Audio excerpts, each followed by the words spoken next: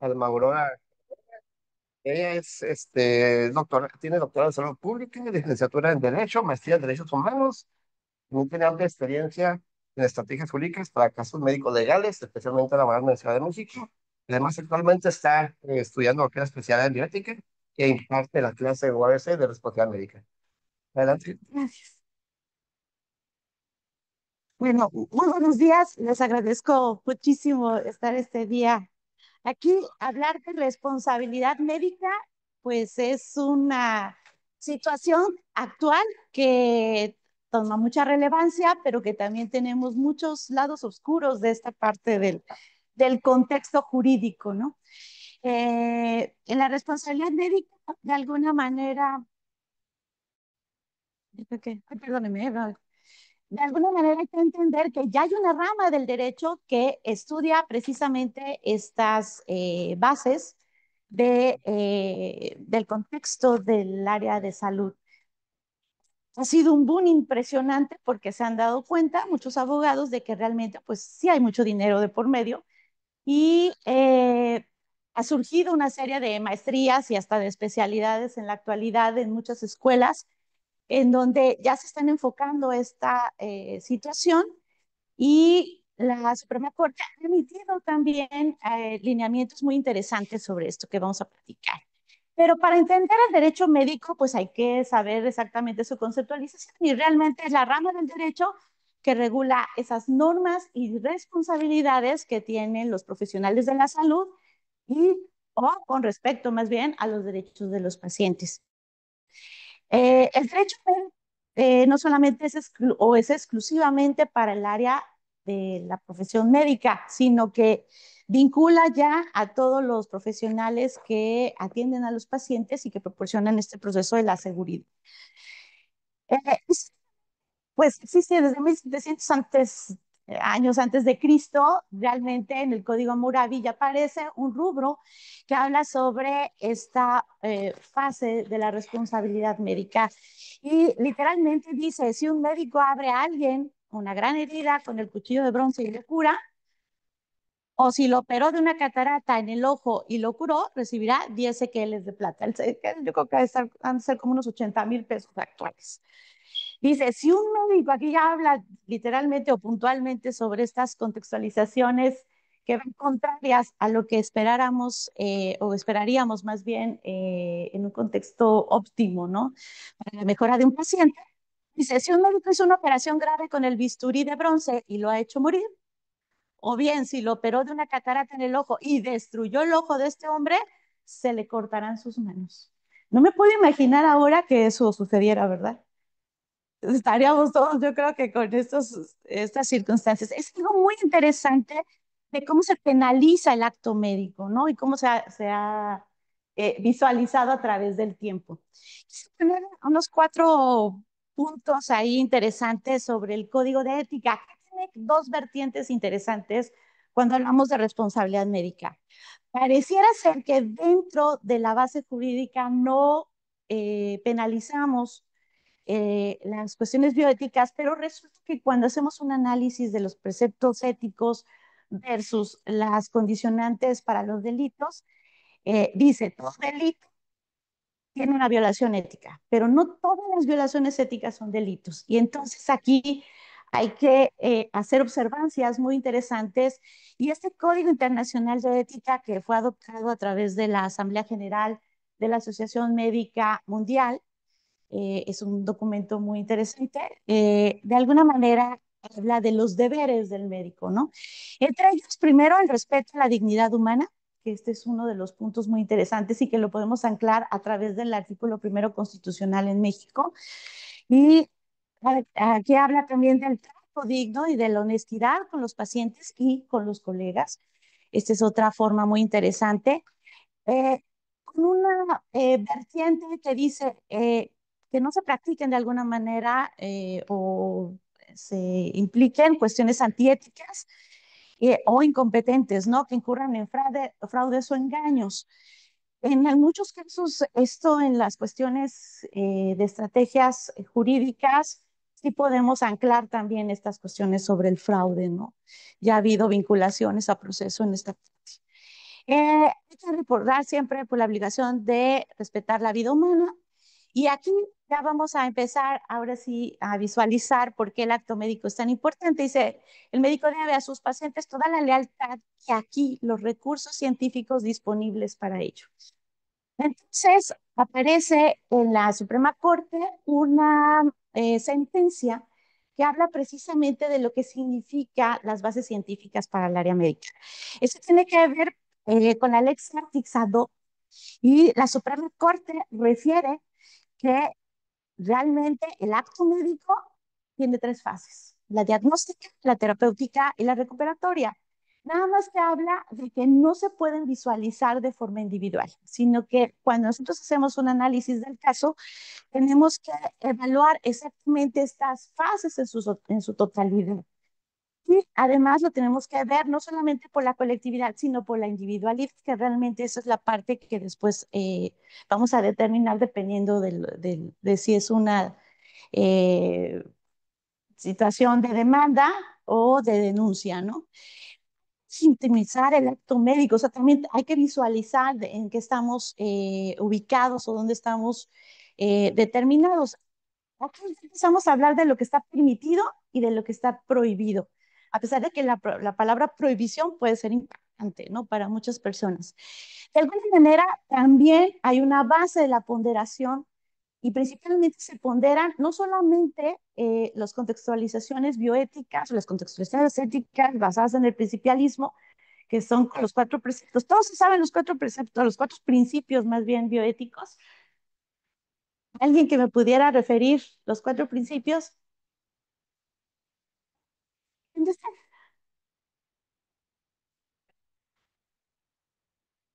La autonomía y la justicia. Ok, muchas gracias. Nada más que ahora, eso es algo muy interesante, basado en estos procesos de principialismo y en la parte base filosófica del contexto, ahora tenemos que vincularlos a la calidad de vida. Entonces, cuando nosotros legitimizamos el acto médico, tenemos que ver varios puntos que convergen, ¿no? La calidad de la decisión, la oportunidad, ¿sí? ¿Cuál es el mejor momento del proceso de la atención y del manejo de la base terapéutica? Y la capacidad de ser previsorio a través de los riesgos y de los daños que se provocan. Este principio también de primero no nocere, o sea, primero no hacer daño, que también puede haber ahí algunas controversias muy interesantes, porque decimos, bueno, primero no hago daño, pero en realidad los actos médicos y la base de la acción ante técnicas y procedimientos, pues nos damos cuenta que de alguna manera sí vamos a provocar un daño en el paciente haciendo esos procedimientos que pueden ser invasivos, ¿no? Ese sería como un ejemplo. Al final es nuevamente volver a anclarnos a no solamente las bases principialistas, sino también a la conceptualización del riesgo-beneficio, que creo que lo hemos escuchado muchísimo en muchos foros e incluso en la educación a través bueno, a través de la educación, ¿no? Eso es algo interesante. Entonces, hay que prevenir el riesgo y adoptar maniobras. Todos ustedes, cuando hacen una técnica, un procedimiento, un paciente, están conscientes de los riesgos que el paciente tiene inherentemente con las técnicas y con el acto como en sí. Alguna vez se han puesto a pensar, si yo hago esto, pasa esto y esto. En la gran mayoría de la práctica médica de los profesionales que tienen alta experiencia, como son sus maestros, la realidad es que ellos siempre ya lo tienen hasta mecánicamente, saben A más B más C. Pero a veces en la fase de la educación y en donde estamos aprendiendo, de alguna manera sí tenemos que volver a nuestro estado de conciencia para determinar que sí conozco técnicas y procedimientos, pero también sé los contras o los riesgos, ¿no? Inherentes. La base del acto médico, entonces, pues su objetivo primordial es la prevención, la curación y o rehabilitación. Tiene que ser lícito, o sea, todos nuestros actos médicos, se oye muy sencillo, ¿verdad? Pero al final, a veces cometemos actos que resultan ser ilícitos, ¿no? Eso hay que evaluarlo en cuestiones legales, ¿no? Y el proceso de la profesionalización o de la profesionalidad más bien es evaluar aquellos actos médicos basados en la evidencia científica y en las conductas éticas. Esto ya sería como estos dos pilares que ustedes deben tener siempre para pues, tener estos mecanismos, ¿no?, de atención en los pacientes.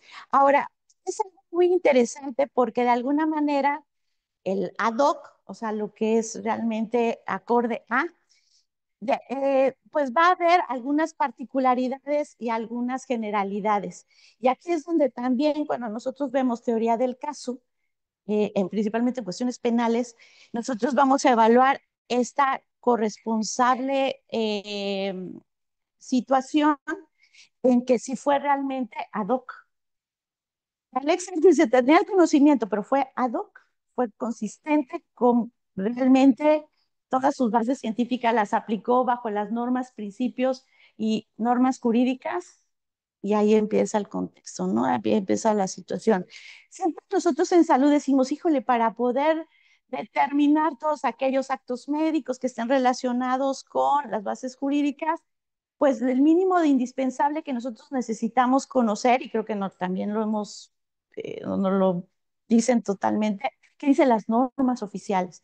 Las normas oficiales, hagan de cuenta que son el mínimo de requerimientos técnicos que se requieren precisamente para el proceso de ejecutar una acción, ¿no? Y esto tiene que ver también con muchos preceptos y del área de la especialidad en la que estamos pues realmente trabajando, ¿no? No, que también deriva, y principalmente lo derivamos en la parte civil, son las partes contractuales y extracontractuales.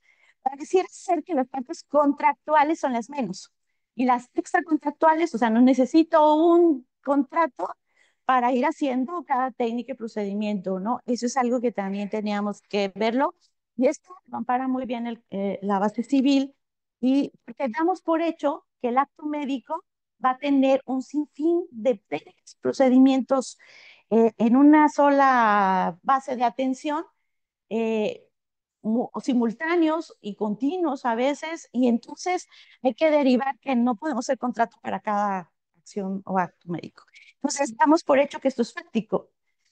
De alguna manera, lo que dice la Suprema Corte con respecto a esto, y esto lo hizo el ministro Saldívar cuando era presidente de la Suprema Corte, que en casos muy relevantes, hubo dos casos en el área de anestesio que fueron muy impactantes y que no se pudieron dilucidar a través de la protección de derechos humanos para los pacientes, ¿no? De dos niños, uno que fallece y otro que queda con secuelas neurológicas.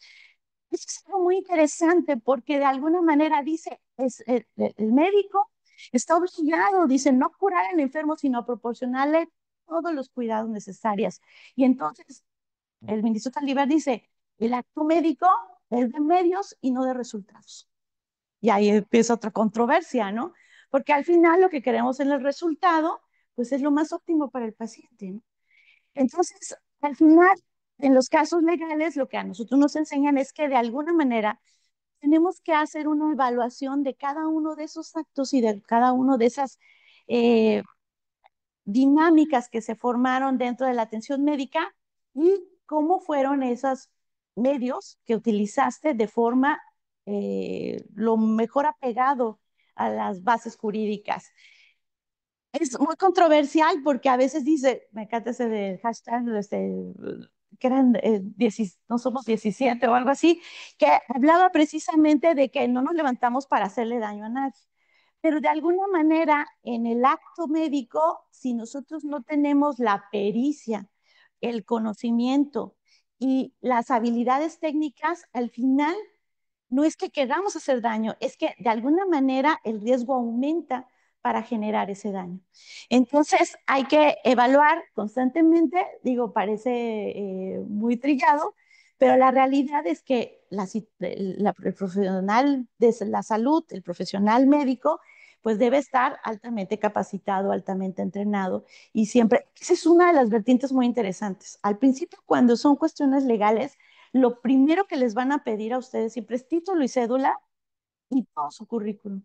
Y si están certificados, y si tienen, si están colegiados, si tienen actualizaciones, porque eso te va a derivar precisamente en esta fase de decir que ese profesional si cumple con todos los lineamientos de ley basado en su base profesional o a través de lo que dice la Dirección General de Profesiones o a través de las normas oficiales que establecen también algunos lineamientos sobre eso. Y pues entonces ahora puedo derivar la teoría del caso y del delito de acuerdo a las circunstancias y a los hechos que se me presentan, ¿no? Y eso es algo interesante. Entonces, siempre recuerden, se van a evaluar en los actos jurídicos actos simultáneos, simultáneos y sucesivos. Solo vamos en las cuestiones ya cuando ustedes están, espero que no, ¿verdad? Pero en alguna contextualización legal, eh, van a evaluar uno por uno. Acuérdense que cuando, por ejemplo, no sé si han visto alguna vez alguna denuncia ante el Ministerio Público que llega y ven el expediente, ven el escrito y dice, la institución, vamos a poner un ejemplo, Hospital General, y la denuncia va hacia un servidor público, el doctor, vamos a poner un apellido raro, el doctor de tal, y dice después, y quien resulta responsable. ¿Sí lo han escuchado? ¿Sí lo han visto? Ok. Esto quiere decir que van a evaluar a la institución como un acto único, más a quien le están derivando la responsabilidad de forma primaria, más todos los que se vinculen, pero de forma individual, para poder hacer un todo después, ¿no? La acción o contraindicación terapéutica, ¿qué quiere decir? Que yo voy a evaluar aparte todas aquellas, lo que hice o no hice con la atención, de acuerdo a las normatividades o de acuerdo a los lineamientos que derivaron, ¿no? Del acto médico. Entonces, cuando nosotros también evaluamos en la teoría del caso, vemos un riesgo, hubo justificación de que ese riesgo fuera, primero fue valorado y luego fue determinado de que ese riesgo era más benéfico que contrario a lo que realmente se requería. Y entonces hay que verlo, siempre Alex Artix es el primer principio que vamos a evaluar y por el contrario, dice, el desapego de Alex Artix da lugar al riesgo injustificado. Entonces, ahora sí, cuando yo estoy evaluando los casos en las bases estratégicas bueno, para generar una estrategia jurídica, lo que hacemos es esto, el riesgo estaba justificado, realmente era necesario. Acuérdense que siempre estamos en la medicina defensiva. Eso es algo que también, pues por las situaciones sociales, pues hemos tenido que ser más en esa situación, ¿no? O sea, y ha sido a nivel mundial también una alerta que han tenido que evaluar con respecto a qué estamos haciendo, ¿no? O qué estamos determinando en este contexto. Número uno, en el nombre de la emergencia no se puede transgredir la ley. O sea, así sea una emergencia médica, se supone que hay protocolos estandarizados que se deben llevar a cabo. Se supone que nadie debería equivocarse en la emergencia, ¿no? Este sería como el rubro en que muchas personas amparan el cuestionamiento del acto médico en casos jurídicos que dicen, es que era debido a muerte. Ajá, pero aunque sea debido a muerte, hay un protocolo para poder determinar, ¿lo hiciste? ¿Sí o no? Y ahí empiezan las cuestiones. Es que los juicios actuales son juicios orales. Entonces, los abogados que van a estar del lado, pues al menos en la parte de la fiscalía, si son penales, de alguna manera ellos van a determinar que ustedes sí cometieron el, el, el acto negligente ante el juez. Entonces, y su abogado defensor va a tener que ver exactamente cuáles son esas, le llamamos, bueno, en el común denominador, las atenuantes, ¿no? Que hicieron que ese acto se llevara a cabo en una situación que aparentemente se ve negligente, ¿no? Porque no sabemos hasta que esté sentenciado. Entonces, hay que valorar algunas cosas. ¿Qué valoramos siempre? La razón de ser de ese procedimiento, ¿no? La responsabilidad de medios en un marco de comparación. ¿Por qué un marco de comparación? Nosotros siempre tenemos que tener un marco de comparación porque nosotros, ¿dónde lo comparamos? O sea, lo que tú hiciste versus lo que dice tus procedimientos, lo que dice la Lex Artix, lo que dice el conocimiento científico, puede ser nacional a través de nuestras guías de práctica clínica, las normas oficiales, si no hay algo existente en las normas oficiales o en las guías de práctica clínica o no son las guías de práctica clínica actualizadas, nosotros sí, en el litigio mexicano se puede involucrar los protocolos internacionales. Por eso también, si se dan cuenta, muchas veces basamos o se basan su acto médico con mencionando algún artículo relevante o algún científico importante sobre técnicas y procedimientos que se están manejando en la actualidad, ¿no? Eso sería como una parte base. Ahora, tiene la libertad prescriptiva, eso nos queda claro, pero la libertad prescriptiva debe ir basado en lo que hemos estado diciendo, ¿no? Alineados a la norma o el procedimiento, pero en ocasiones y bajo las circunstancias del paciente o bajo las circunstancias del diagnóstico médico o de la patología, de alguna manera hay cierta libertad prescriptiva, pero la debes avalar científicamente y lo tienes que plasmar por escrito. Eso es algo que también es, por eso el expediente clínico es nuestro estándar de oro en los casos médicos legales. De alguna manera hay que evaluar la capacidad profesional del médico, las circunstancias del lugar y tiempo, por eso es importante fecha y hora, ¿sí? En datos y los datos del paciente que sean realmente verídicos. De alguna manera, ¿cómo se derivó, cómo se gestó este actuar médico, ¿sí? Derivado en acciones y omisiones en la conducta? Y cómo se responsabiliza también la deriva del trabajo en equipo. Eso tendría que ser como este punto álgido, ¿no? Porque no estamos trabajando realmente solos, no somos islas. Por lo regular trabajamos en grupos multi o transdisciplinarios dentro de la atención médica. La otra que hay que evaluar es qué significa la responsabilidad médica. Y ante la Organización Mundial de la Salud, lo que nos dice es que la responsabilidad médica significa esa obligación que tienen los médicos de reparar y satisfacer las consecuencias de los actos por omisión y errores voluntarios o involuntarios dentro de ciertos límites y cometidos en el ejercicio de su profesión. Entonces es como muy claro, ¿no? Muy sintetizado y de alguna manera, por eso, en las bases penales y civiles, la reparación del daño es uno de los puntos álgidos para no solamente pues que se te derive la responsabilidad base, sino que también pagues por lo que hiciste. Por eso los seguros de gastos médicos por responsabilidad civil, de alguna manera, pues eso nos dan el amparo, ¿no? Para poder pagar esta reparación del daño. Siempre vamos a evaluar responsabilidad ética y si estamos en el servicio público, acuérdense que las penas es la pena más la mitad de la pena. O sea, aparte del servicio público, tiene otra connotación muy interesante bajo la responsabilidad. Y eso es otro contexto que pues lo maneja la ley de responsabilidad administrativa. Eh, Identificar, nosotros ya tenemos muy claro todo el contexto del acto médico y todo el contexto de lo que tiene que ver con los procesos bioéticos. Hay que preguntarnos muchas cosas cuando nosotros hacemos estrategias jurídicas. La primera es, son, la parte de los procesos de identificación y ojo, aquí ya habla de víctimas. Nosotros, ahorita les voy a comentar por qué hacemos víctimas a los pacientes. De alguna manera tenemos que ver que sean o son individuos humanos, comunidades humanas, seres vivos no humanos y el mismo ambiente.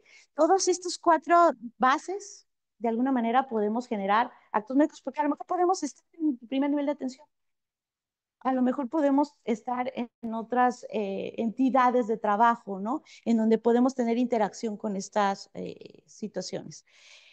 Evaluamos los potenciales daños. Bueno, de alguna manera hay que verlos también, daños a la salud, biológicas, psíquicas y sociales. Por eso la reparación del daño es, en la parte civil, va a ser psicológica, eh, lo que tenga que ver física, ¿sí? Y moral. De alguna manera vamos a ver daños morales. Aquí tiene que ver ya puntualmente, porque a veces no fue el acto médico en sí, o sea, no es la técnica, el procedimiento, sino lo que hacemos con la dignidad de las personas. Y esto tiene que ver a la privacidad, al prestigio, a las relaciones interpersonales, al pudor y a la autodeterminación. Esto tiene que ver en la autodeterminación también basado en el primer principio de la bioética, o de la ética más bien, que tiene que ver con el poder de la autonomía, el ejercicio del poder decidir sobre lo que el paciente requiere, ¿no? O quiere. De las creencias religiosas e ideas filosóficas sin transgredir los procesos de libertades de las otras personas, los daños económicos. Aquí cuando nosotros vemos víctimas o queremos traspasar el proceso legal también a este contexto, más por derechos humanos, de alguna manera vamos a ver los daños a terceros, incluso ahora en el derecho a la salud, también hay una deriva para los proyectos de vida. Y nosotros vamos a ver qué afectaciones hay, por ejemplo, si un paciente fallece por esa causa o un paciente tiene una, vamos a suponer el ejemplo más clásico, el paciente que adquiere una infección asociada a la atención de la salud en el hospital, se prolonga su estancia hospitalaria, ese paciente a lo mejor es el sustento base de su familia. Hay, todo esto lo vamos a tener que evaluar también en el caso legal. O sea, ¿qué por nuestros actos y por nuestras acciones y por el contexto general de la atención, no hicimos o hicimos de tal forma que podamos derivar esta parte? En Mexicali ya hay un médico que está por proyecto de vida, literalmente pues va a llevar a cabo esta situación en el pago de una pensión literalmente alimenticia para el niño de un paciente que falleció. Entonces, son cuestiones que ya se están aplicando en la ley. Gastos innecesarios, afectaciones incluso académicas o laborales, ¿no? A las comunidades humanas hay que ver daños por discriminación, económicos colectivos, revelación de atributos y daños epidemiológicos. A los seres vivos no humanos, fíjense, ¿cuáles son los seres vivos no humanos? Pues los animales, ¿no? Esos, o las plantas. Pero esto tendría que ver, por ejemplo, en cuestiones a lo mejor de investigación en salud o en otros contextos. Y al ambiente, daños por contaminación, biodiversidad o el equilibrio ecológico. El equilibrio ecológico realmente también lo manejamos aquí, ¿no? La norma 087 habla precisamente del manejo óptimo de los residuos peligrosos biológico infeccioso, que al final también, a lo mejor mi acto médico es muy bueno, pero resulta que yo hice una violación a este contexto, ¿no? Eso es algo interesante. También lo derivaríamos como responsabilidad. Entonces, de alguna manera, la responsabilidad médica profesional tiene una base del resultado con de la mala práctica, ¿no? Y en la mala praxis, o lo que le llamamos, esto es algo muy interesante, porque en el año de, si mal no recuerdo, creo que fue Vicente Fox, la Cámara de Diputados generó un documento precisamente para evaluar la mala praxis médica y hablaba incluso hace un cuadro comparativo de otros países en donde literalmente ante una situación de muerte de un paciente en el proceso de la investigación, el médico es privado de su libertad en la situación. Claro que en México ha cambiado mucho este contexto y no es así, ¿verdad? A excepción de algunos casos. Pero hay que evaluar negligencia, impericia o imprudencia, ¿no? En algunos estos actos hay que dilucidarlos. No todos los códigos penales, se supone que hay un código federal literalmente para el país, pero cada estado tiene sus propios lineamientos y de alguna manera hay que visualizar si ese estado realmente cumple con todos estos. Hay unos que nada más tienen negligencia, ¿sí? Entonces, esto es algo interesante. Eh, uno de los procesos de actos médicos es la responsabilidad objetiva. En la responsabilidad objetiva es precisamente hacer esta evaluación de cómo nosotros tenemos o cómo derivamos la responsabilidad a las personas implicadas y de acuerdo a todos los efectos, haya sido un acto que realmente haya sido doloso o un acto que haya sido culposo, o sea que yo no me levante ese día a querer dañar a nadie, ¿no? Eso es algo interesante. Ahora, son los profesionales de la salud que quedan liberados de toda la responsabilidad, pero siempre y cuando pues podamos de alguna manera evidenciarlo, ¿no? El caso fortuito fue esa mayor, un error que se excuse, en la conducta del enfermo, el fracaso del tratamiento y el estado de necesidad, ¿no? Del consentimiento del paciente. Y este es uno de los rubros que más ha estado ahorita en auge, todo lo que tenga que ver con consentimiento informado.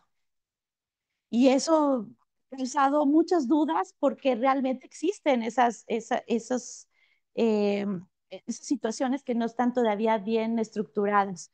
Hay casos muy específicos y las circunstancias o las situaciones en los casos legales es que tenemos que verlo caso por caso. O sea, un caso nunca va a ser igual a otro. Entonces, situaciones hay que ser de mucha observancia con respecto a, no solamente a la base legal mexicana, sino a la base del derecho comparado, ¿no? En otros lugares. Eh, Ay, se fue para acá. Ok. El análisis, entonces, vamos a ver al menos dos puntos importantes, la omisión y la comisión. Y la comisión es para el delito, ¿no? Entonces, en la omisión, el profesional no cumple con el deber de estar obligado, lo que puede ocasionar un daño al paciente. Por ejemplo, vamos a suponer, un ejemplo básico es que alguien omite la medicación de un paciente sabiendo que está el medicamento ahí. Literalmente. ¿Por qué lo omitiste? Pues no había.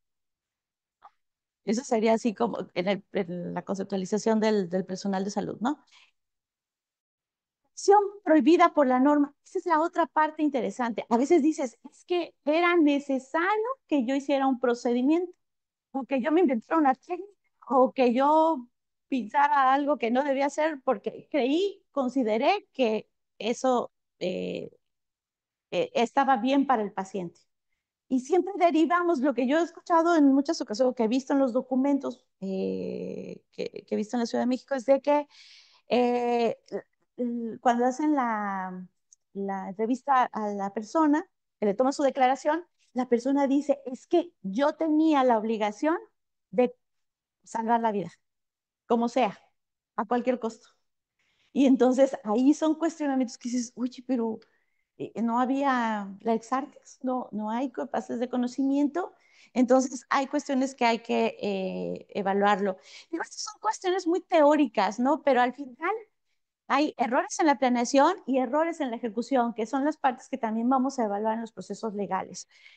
La diligencia médica, entonces, de alguna manera, pues surge, y les, los leo tal cual para que no se pierda el concepto, surge cuando un médico o un profesional de la salud o un hospital o otra facilidad de cuidado de la salud no atiende a alguien de acuerdo a los estándares aprobados en la profesión médica y como resultado, esa persona sufre daños, se enferma o cambia su condición o su enfermedad empeora, ¿no? Eso es algo interesante.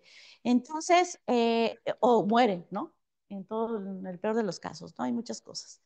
Porque ya cuando nosotros analizamos los procesos del acto médico y en qué sitio nos ubica esta contextualización del acto médico, que en teoría debe ser ilícito, de alguna manera en, bajo la Ley General de Víctimas, consideramos a las personas víctimas, ya podemos hacer un paciente víctima, cuando, o sea, esto, cuando una persona física que directa o indirectamente ha sufrido daño o el menoscabo de sus derechos producto de una violación de los derechos humanos o de la comisión de un delito.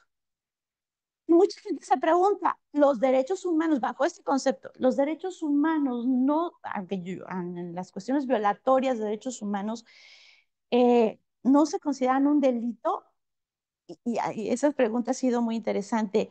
Muchos académicos del área jurídica de derechos humanos, yo tuve un maestro que era fabuloso y decía, las cuestiones de derechos humanos son la base para determinar que los actos que hacemos como servidores públicos, bueno, hablando del servicio público, no solo protegen el proceso de la dignidad humana, sino que le da el derecho justo bajo las obligaciones que tiene el servidor público de protegerlo, de proteger a esas personas. Y esto es algo muy interesante. A la situación es que en el derecho nosotros decimos se violó el derecho humano a, por ejemplo, un acto violatorio de derechos a la salud, ¿no? O derecho a la vida, o derecho a la integridad. Entonces, en estos casos, realmente convertimos a las personas en víctimas. ¿Cuándo nos dicen que es víctima? Bueno, cuando hay una sentencia ya ejecutoria y de alguna manera eh, tiene que ver con estos bajo los principios de la dignidad. ¿Dónde lo pongo? ¿Dónde me voy a adelantar ahorita? En un registro nacional de víctimas. Cuando yo registro a las personas en un registro nacional de víctimas, digo, hay muchísimas vertientes de víctima, ¿no? Pero en los casos médicos legales ya ha habido, yo tengo conocimiento de dos casos que ya se registraron eh, en esta plataforma y lo que te obliga es que el Estado debe reparar el daño, no solamente quienes cometieron el acto, que ellos lo van a reparar de en otra forma, sino que también el Estado tiene la obligación de. Y por eso te dice la ley de responsabilidad administrativa en el artículo séptimo que te pone adjetivos calificativos muy puntuales con respecto a cómo deben ser los servidores públicos o cómo debe ser el desempeño en su empleo, cargo o comisión. Y habla precisamente de que es una disciplina, ¿sí? Con legalidad, objetividad, profesionalismo, honradez, lealtad, imparcialidad, integridad, rendición de cuentas, eficacia, eficiencia, que rigen los servicios públicos. Pregunta, yo siempre pregunto esto y creo que alguna vez los habíamos leído esto. ¿Todos tenemos o todos cumplimos con estos objetivos calificativos? Levanta la mano quien tiene el 100% de estos objetivos calificativos, que los que haga la acción. ¿Sí? Todos. Entonces, esto es lo interesante que tenemos que introyectarnos hacia nosotros como el servicio público. Ahora, es una figura muy interesante en los casos legales.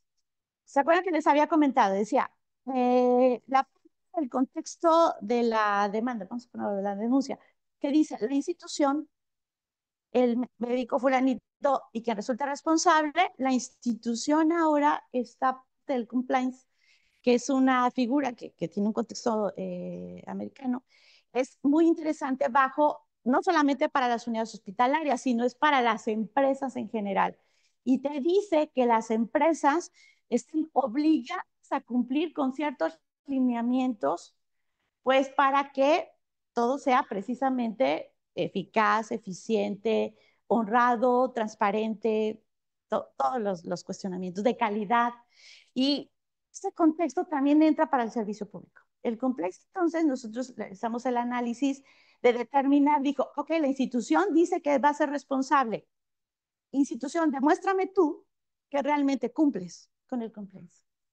Y entonces la institución, ¿qué va a hacer? Por eso las instituciones dicen, necesito todos los manuales, todas las normatividades, todos los contextos de calidad, todos los contextos de procesos, técnicas y procedimientos que se lleven a cabo, cómo los mantienes, los llevas, los capacitas y me tienes que derivar de que tu empresa cumples. ¿Qué sucede si la empresa dice, sí, yo cumplí? Vamos a poner hospital privado NICE en la Ciudad de México, no vamos a decir nombres, ya muchos saludos. ¿Qué hacen esas empresas privadas? Contratan a los médicos, contratan y le dicen, este es el reglamento, este es todos los manuales que necesitas. Estos son los lineamientos estandarizados. Todo el mundo se lo debe saber. Si violentas o violas esa conceptualización que dice, si él cometió un acto ilícito o un acto médico ilícito, automáticamente la institución dice, yo cumplí, yo le di el manual, él me lo firmó, él sabía, él conocía, él determinaba, y además yo estoy certificado por la Young Commission, y aparte, digo, acreditado por la Young Commission, y aparte yo cumplo con todos los lineamientos internacionales. ¿De quién es la culpa? No mía, yo no te voy a pagar, es de él.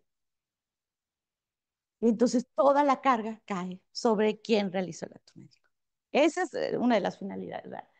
Entonces, aquí les puse médicos y residentes, porque aquí viene otro contexto muy interesante.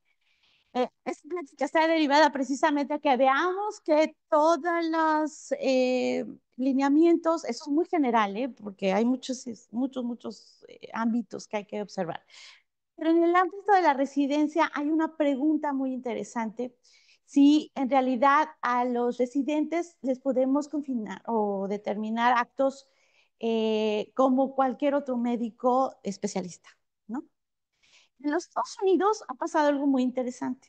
Hay un caso de Barry versus John, que es John Hospital Medical Care, y ellos en ese juicio vieron situaciones de un residente que no había previsto un acto pues que de alguna manera llevó al paciente a una muerte cerebral, ¿no? Que entró por una neumonía y terminó con una muerte cerebral relacionada a una parada cardíaca. Es algo muy interesante. Entonces, en Estados Unidos han estado evaluando si realmente los residentes se les va a tipificar los delitos de acuerdo a su acto médico como especialistas. Ese es el dilema en los Estados Unidos. En México no ha ocurrido eso. En México se les está dando las acciones legales de acuerdo a cualquier otro médico. O sea, basado en lo poquito que ahorita vimos así, al menos cuestiones violatorias de derechos humanos, cuestiones de actos relacionados con su base de su área de especialidad. Y eso sigue causando. Realmente, revisé varios documentos, incluso en España, todos tienen el mismo problema en el mundo. Yo creo que va a tener que haber un foro especializado para determinar qué estamos haciendo con los actos de la residencia. Pero algo que sí es interesante es que teniendo título y cédula, de acuerdo a la Dirección General de Profesiones, de todas maneras se te vincula, precisamente se pueden vincular estos procesos sin ninguna situación que tenga que ver diferente a lo que dice el principio de nadie está exento de la ley, ¿no? Nadie está exento, incluso la ignorancia no te exime del delito. Entonces, estos cuestionamientos bajo estos dos principios, de todas maneras se les va a derivar responsabilidades como se han estado estableciendo en México. Por eso se los puse, ¿no? Porque es como rubro. Eh, y acuérdense, su expediente clínico, creo que eso ya les han hablado anteriormente. El expediente clínico es uno de los documentos muy importantes porque, como lo dice este principio en latino, Regina Probatium, de alguna manera esta es la reina de las pruebas y ya hay un caso en donde la reina de las pruebas fue desestimada. ¿Sí? Porque no cumplía con la normatividad, con la norma 04, y que de alguna manera solicitaron que se quitara. ¿Qué haces? La pregunta que siempre nos hacemos, ¿qué hacemos si nos quitan esta base probatoria? ¿No? ¿Qué hacemos? No puedes utilizar absolutamente nada del expediente clínico para poder, pues ahora sí, pues probar, ¿no? Que tú no estuviste implicado en esa situación. Entonces, por eso se le pide a todos y ha sido como muy de mucho hincapié que el expediente clínico esté clean y lo que le sigue, ¿no? Nice y lo que le sigue. Para que de todas maneras tenemos un expediente híbrido, por así decirlo, ¿no? O sea, podemos tener documentos en papel y tenemos nuestro expediente clínico, que eso es bajo la norma 024, y lo que hay que ver es que precisamente tenga, si es en papel, ya la ley dice con letra legible, literalmente se le está pidiendo a mucha gente que ya no se haga, o sea, que las instituciones tengan los mecanismos para que esto sea totalmente legible. ¿Cuál es la parte legible? Pues a computadora, ¿sí? Porque ya ahora sí, este, la letra o eso puede cambiar totalmente el contexto o simplemente no ser entendible, ¿no? Sin enredaduras ni tachaduras, tipo, incompletos, mutilados. ¿Saben el orden del expediente clínico? Bueno, no se preocupen, está en la norma. En la norma oficial, ustedes abren la norma y si no saben cómo acomodar su expediente clínico, cómo deben, tienen que basarlo en esa parte. Sí, desorganizado, ausencia de nombres, firmas, cédulas de quien lo elabora, ilegible, inexistente, perdidos o desaparecidos. Y aquí hay otra connotación del delito, ¿sí? Aquí ya puede haber alteración de documentos del servicio público, fraudes, infinidad de, o sea, se le puede derivar muchísimas situaciones, ¿no? Y más si perdieron el que estaba mi nombre, ¿no? Eso es algo que es muy interesante. No se puede ya utilizar incluso DX o TX, o ya ha habido también confusiones, ¿no? Con algunas nomenclaturas, ¿no? Abreviaturas. Vamos a poner ejemplos, y ya para ahora sí terminar. Yo sé que esto es abrumador a veces hablando de cuestiones legales, ¿no? Y pues ha costado mucho trabajo el entendimiento entre la base del legal y la base médica de entender todas estas circunstancias. Dice que cuando tenemos controversias en la ley, eh, nosotros siempre tenemos que basarnos en los derechos humanos. Entonces, siempre vamos, los abogados ahora se nos facilita más manejar estas derivas para, pues ahora sí, comprobar. Y además, como son los preceptos o principios máximos de protección de los seres humanos, pues entonces esto se convierte en una situación como más observable. Si se dan cuenta, los medios de comunicación, cuando hay un caso médico legal, es muy controversial socialmente, ¿no? Muy desgastante incluso, ¿no? Y entonces en la sociedad alguna desconfianza, incluso venir a los centros hospitalarios, ¿no? Vivimos con COVID, ¿no? Que decía, si entras al hospital ya no sales, ¿no? Y eran cuestiones que de alguna manera la gente percibía. Entonces, nosotros bajo los derechos humanos nos obliga en el artículo primero, retomando este artículo, dice, todas las autoridades en el ámbito de sus competencias tienen la obligación de promover, respetar, proteger y garantizar los derechos humanos. Todo el mundo conoce al menos los mínimos derechos humanos que se requieren proteger en las unidades hospitalarias. Menciónenme tres.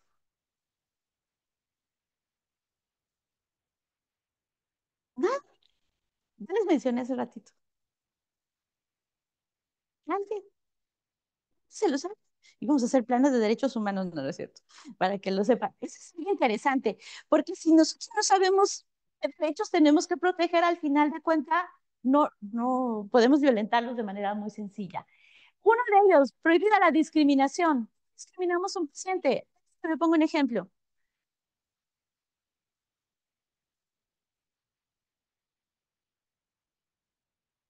Es parte de lo que tenemos que hacer, porque no solamente es identificar que no discrimine, sino qué hago para no discriminar.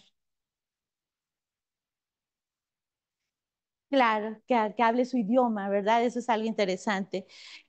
Ese sería un ejemplo, ¿no? Ah, es algo interesante porque discriminar, hay una serie de puntos que te pone la ley que dice, por motivo de origen genético o nacional, el género, la edad, la discapacidad, la condición social, las condiciones de salud, la religión, las opiniones de preferencia sexual, el estado civil o cualquier otra que atente contra la dignidad humana y tenga el objeto de anular o menoscabar los derechos y libertades de las personas. Algo que quiero decirles es algo muy interesante. Las libertades tienen límites, todas. No hay una libertad, y ahí empieza otra controversia filosófica, ¿no? ¿Realmente entonces somos libres? Por ejemplo, la libertad de expresión. No, no podemos tener la libertad de expresión tan eh, abiertamente o cuando tenemos que hacer. Por ejemplo, entre la relación médico-paciente. Un ejemplo,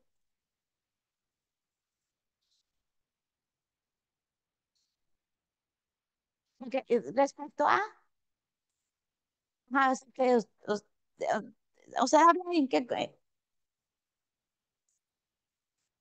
ok, sí, claro, tiene una limitante. Y habla de la confidencialidad, del secreto profesional, conflicto de intereses, o sea, hay un sinfín de contextos, ¿no? Que hay que ser valorativos en esa situación.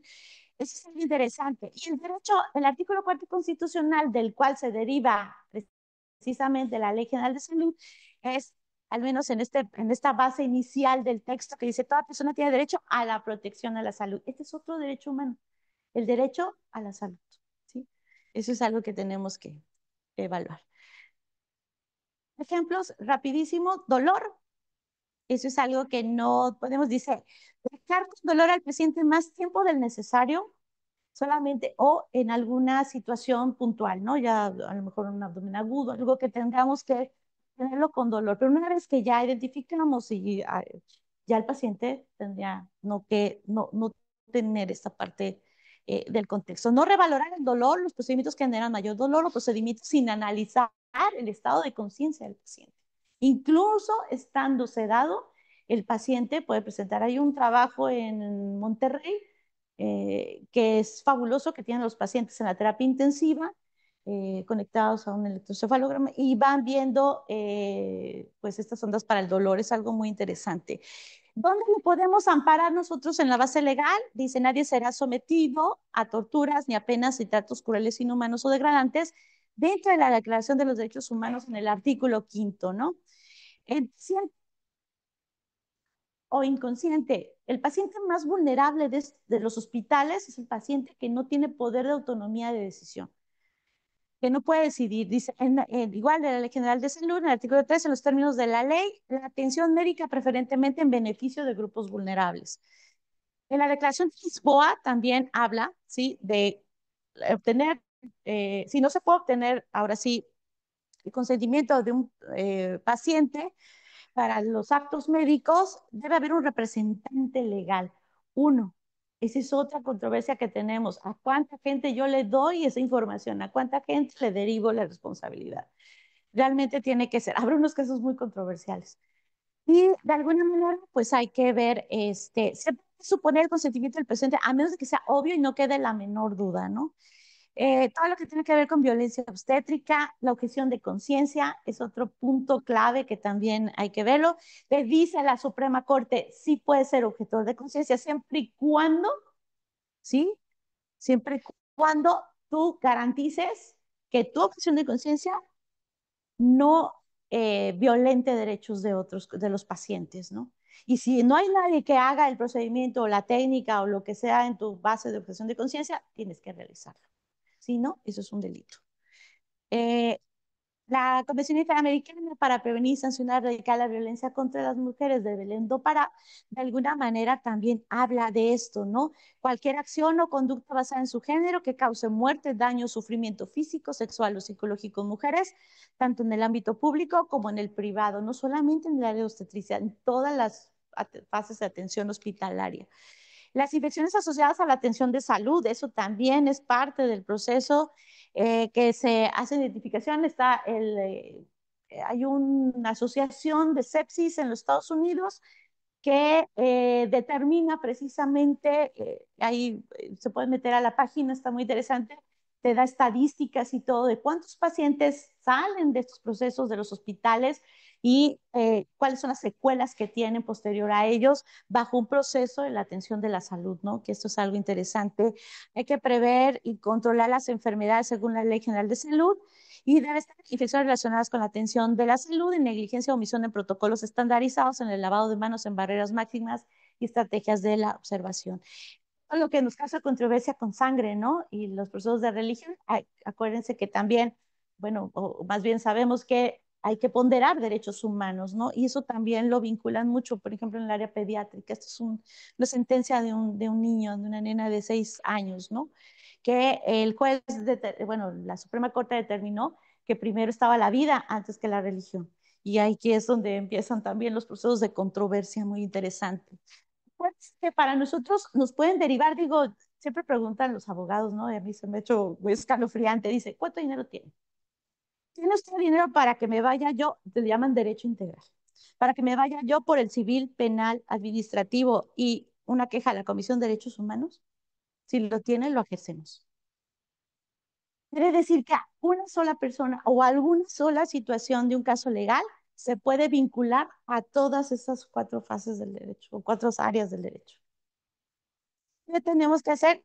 En responsabilidad administrativa, lo que el resultado puede ser la destitución o inhabilitación para volver a desempeñar un cargo público. La responsabilidad debe derivar a reparar económicamente los daños ocasionados a la víctima y lo hago víctima y lo paso al área del que les mostré, no lo puedo subir. La restauración o condición original o el restablecimiento íntegro es muy difícil decir, voy a restaurar la condición original, por ejemplo, el caso, digo, lo menciono por muy sonado, ¿no? En Sonora, el, el caso del bebé que le nuclearon el ojito contrario. ¿Cómo le restaura la condición original? Es imposible, ¿no? Entonces, aquí es donde los jueces van a evaluar la condicionante de la base económica de la reparación del daño, precisamente. Penal, bueno, aquí pasan 2 cosas, de alguna manera en penal, pues es privación de la libertad, pues ya sabemos, si lo consideran como un acto doloso. En culposo, ahora ya pueden salir, hay otras cuestiones, pero mientras las 72 horas te las vas a tener que estar ahí en la privación de la libertad. Y hay que, pues, hacer, mientras está abierta la carpeta de investigación, ¿no? Y de alguna manera, pues, bien puedes perder tu cédula profesional y o, ¿no? Puedes hacerlo. Eso es algo interesante, ¿no? hay que evaluar en todas las partes. La Dirección de Profesiones dice, bueno, está en el Código Penal, la responsabilidad profesional, se los leo porque también es importante, a pesar de que es muy genérica. Dice, los profesionistas, artistas o técnicos y sus auxiliares serán responsables de los delitos que cometan en el ejercicio de su profesión. En los términos siguientes y sin perjuicio de las previsiones contenidas en la Ley General de Salud o en otras normas sobre el ejercicio profesional en su caso. ¿Sí? Y además, todas las sanciones que se fijen por actos que sean dolosos o culposos, las suspensiones, las obligaciones de reparar el daño. ¿No? Casi siempre está tipificado. Y este ya. Entonces, aquí en conclusión, ¿qué nos queda? Que me dé una conclusión de todo esto. ¿Alguien que quiera comentar? No, es que lo único que puede haber en la ley, digo, se pueden, hay muchísimos, muchísimos ejemplos de ahora de cuestiones vinculantes a cuestiones de denuncias o demandas, o ambas, o todas, pero quedaría en conclusión con respecto a estas cuestiones de responsabilidad médica.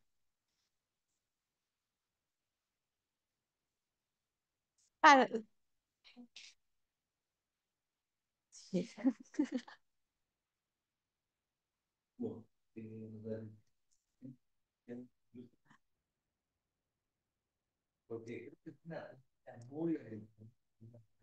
Gracias.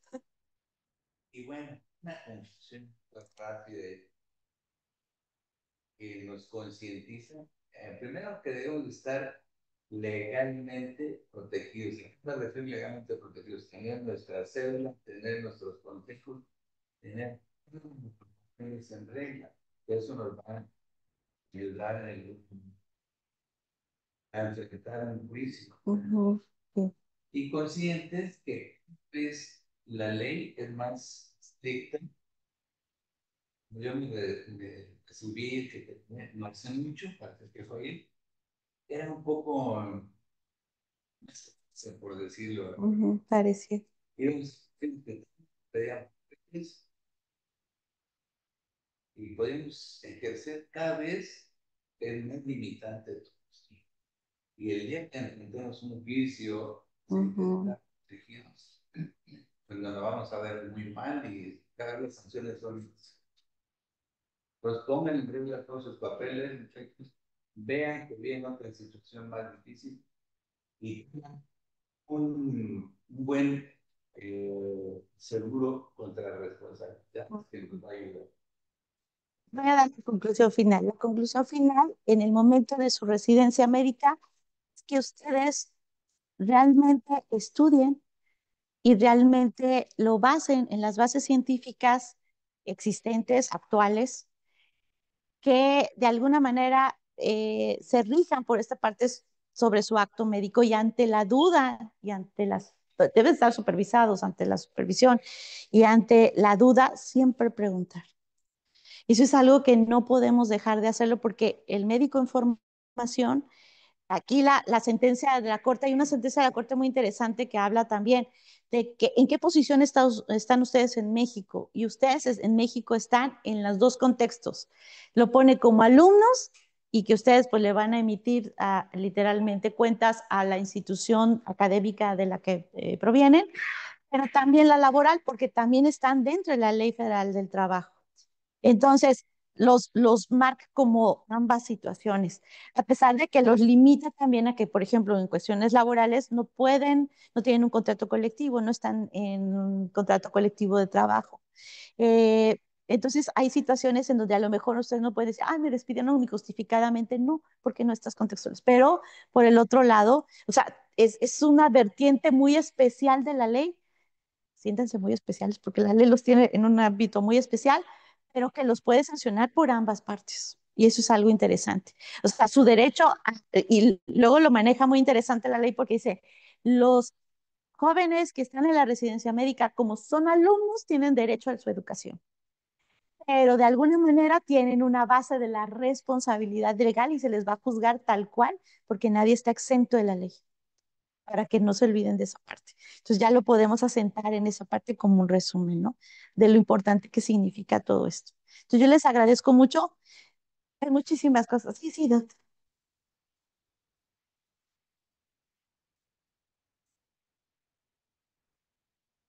Ujú. Apatía por seguir o no, y van a haber unas consecuencias terribles si es que se quitan enfrentar. Hacer una norma química les justifica lo que están haciendo. Entonces, una norma química les quita muchos problemas. Lunes, otra vez, y ponerlo como quiera, y hacer un poquito de algo que se equivoca, y lo pusiera en otra nota, y pues como no ha pasado nada, no pasa nada, ¿no? Ustedes son residentes, son su información, tienen un escrito que hay que incluir su nota médica. Pero ustedes ya tienen cédula de médico general. Ahí está el problema. Somos nosotros. Esa es mi recomendación.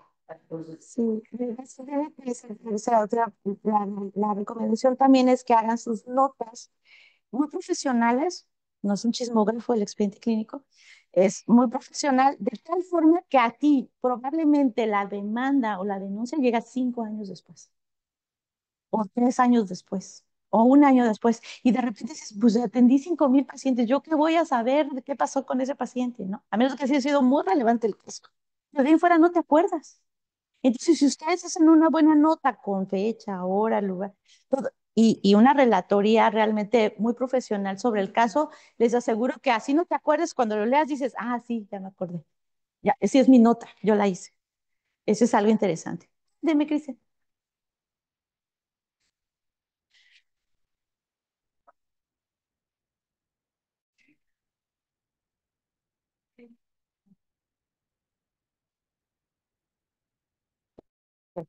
Es algo muy interesante. En los casos médicos legales, a mí, por ejemplo, los que yo recibo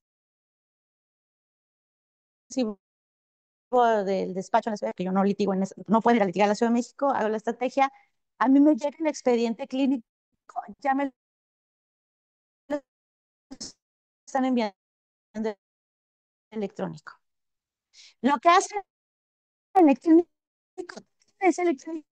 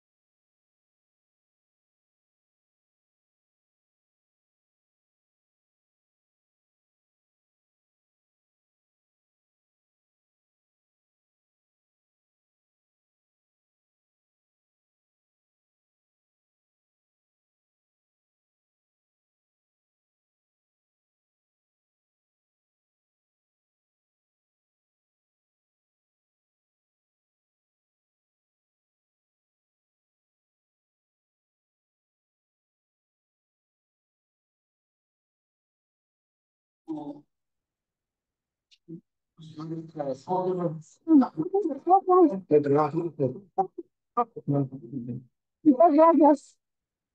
Te agradezco.